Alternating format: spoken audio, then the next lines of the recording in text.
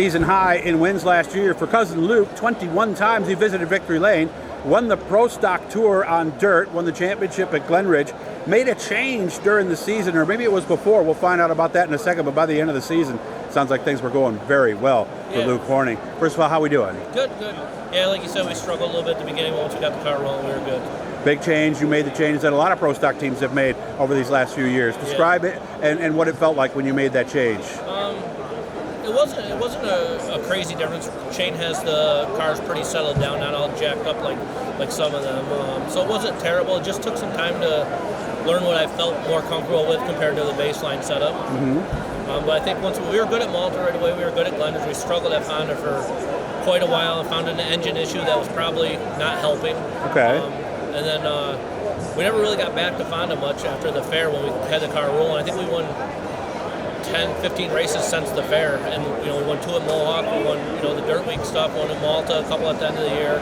Oswego won 1 down to Charlotte, but we never got back there with after we felt like the car was good. Okay, and the change you made was the leaf springs to the bars, basically, or to the coils, right? Yep. How big of a change is that as you sit in the seat?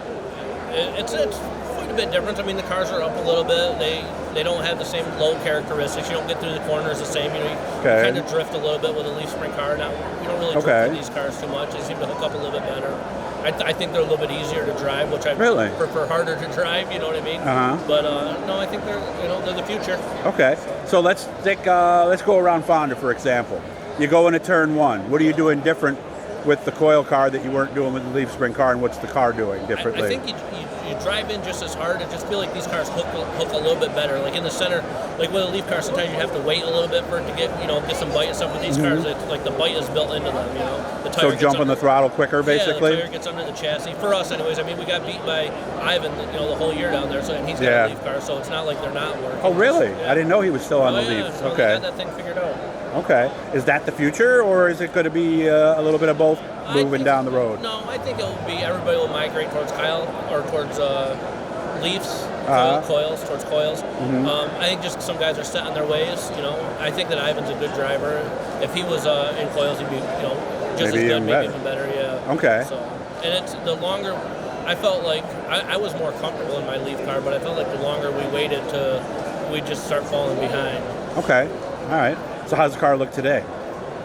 Looks good, I think. Yeah. Is it ready, or you still got? In the dirt booth. Yeah. Oh, it's here. I haven't even been down that way yet. So I came in the door and come this far. Dirt called. They want to try to get champions all together. So that's, I didn't know what I figured we'd do a car show either here, or Rotterdam, or something. So this is the one we're doing, and then the other car's home getting ready for Port Royal. So we won't be at the Rotterdam show in 2 weeks then. I don't think so. I mean, if Brett messaged said, hey, we're short on cars or something, I would.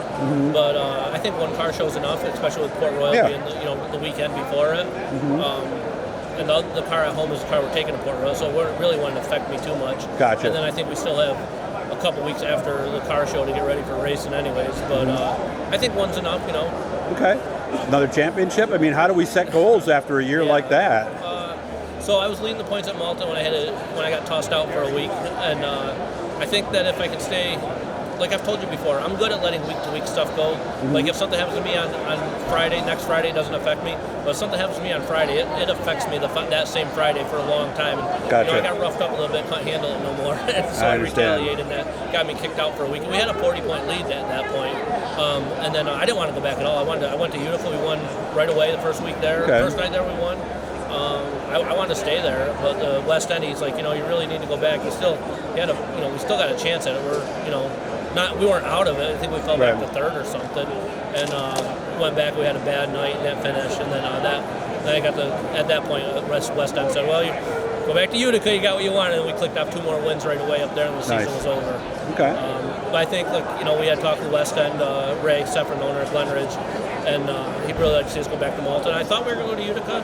I thought, but that's where the money brings us. That's where the money brings us, and they pay great over there. I mean, I heard that. Yeah, they pay real good over there. $1,000 to win for the pro stocks every night, $500 from the track plus normal pay, and then he has sponsors for every night of the week that contribute another $500. So still $1,000 to win. And the track got real locked down last year, and I'm not good with a lockdown track. We were eating tires up; they're squealing going into the corners. It made the racing tough coming from the back, but Lyle's great. He'll get it figured out, and I know Sure he will.